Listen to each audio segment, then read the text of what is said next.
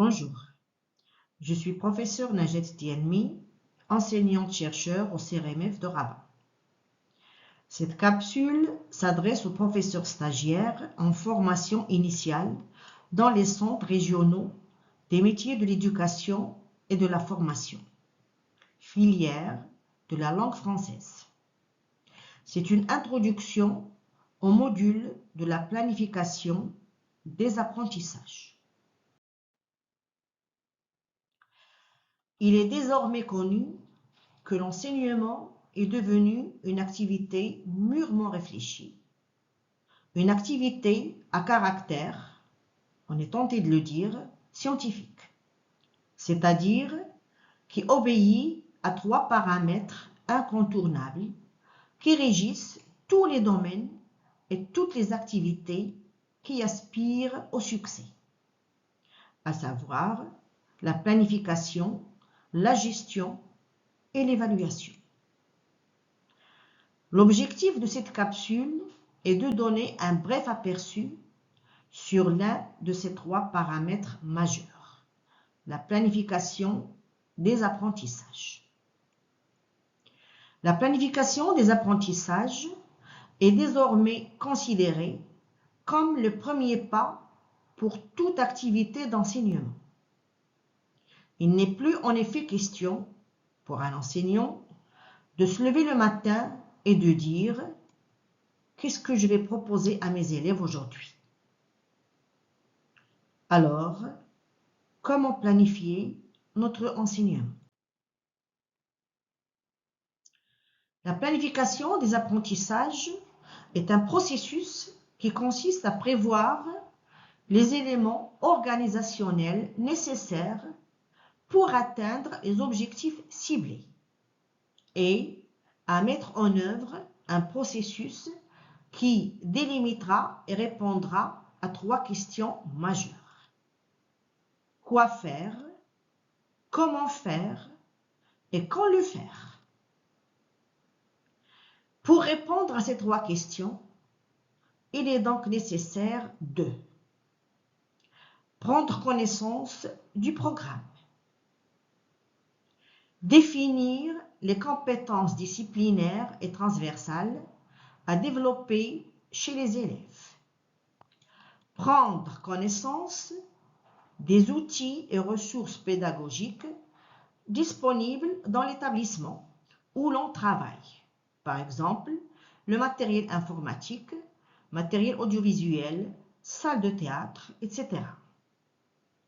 Faire connaissance avec ses élèves, leur centre d'intérêt, leur personnalité, etc. Et enfin, faire un test diagnostique tout au début de l'année scolaire pour avoir une idée d'ensemble sur le niveau des élèves.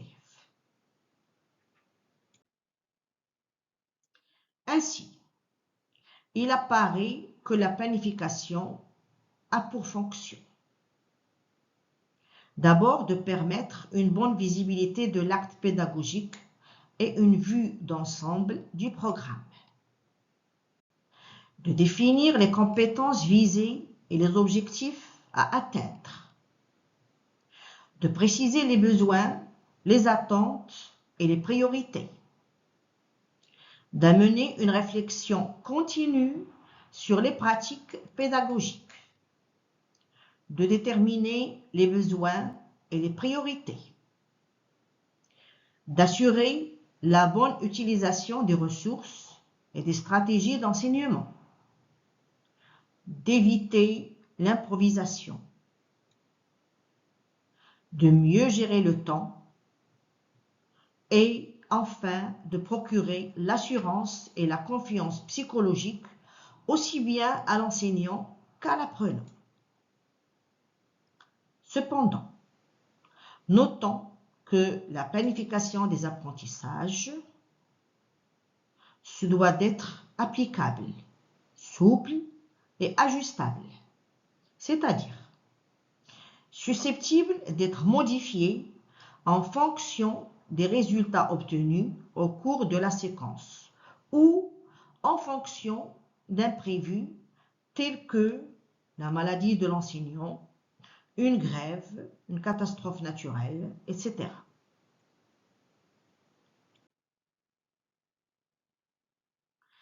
Après avoir présenté les fonctions de la planification, nous allons voir maintenant les genres de planification. En effet, dans le domaine de l'enseignement et de la didactique, on distingue la planification du ressort du ministère de tutelle et des concepteurs des programmes. C'est ce qu'on appelle la planification stratégique, curriculaire et pédagogique.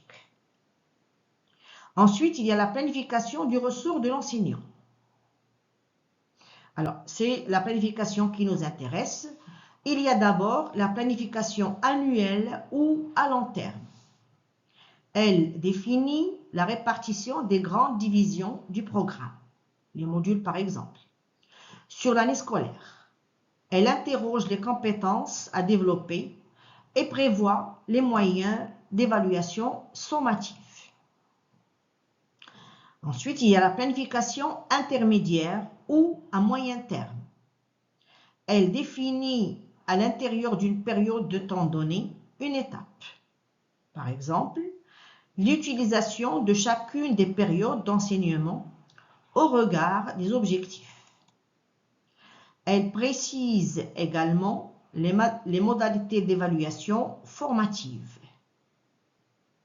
Dans le cadre du programme du français au cycle secondaire qualifiant au Maroc, la planification intermédiaire peut être assimilée soit à la planification modulaire, c'est-à-dire l'organisation d'un module en séquence de 2 ou 3 semaines, soit à la planification séquentielle, c'est-à-dire la planification des séquences didactiques et des activités qui les constituent.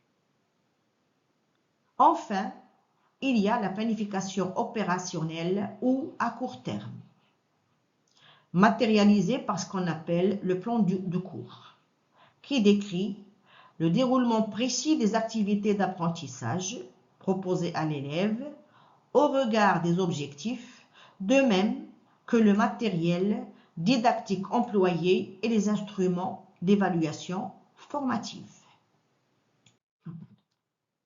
Pour donner une idée plus précise des genres de la planification, je vous propose cette grille.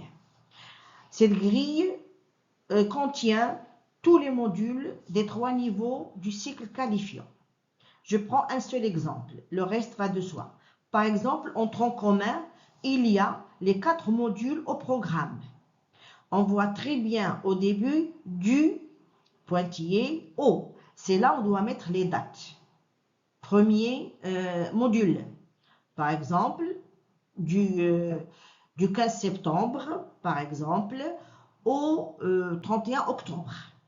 Deuxième module, même chose, du au, il faut mettre les dates. Troisième module, étude d'une nouvelle fantastique, la même chose, du au. Et le quatrième module, la même chose. Voilà. On voit bien que pour établir ce genre de grille, on aura besoin de documents qui sont nécessaires. Donc, je vous propose les documents nécessaires pour une bonne planification. D'abord, les orientations pédagogiques les plus récentes.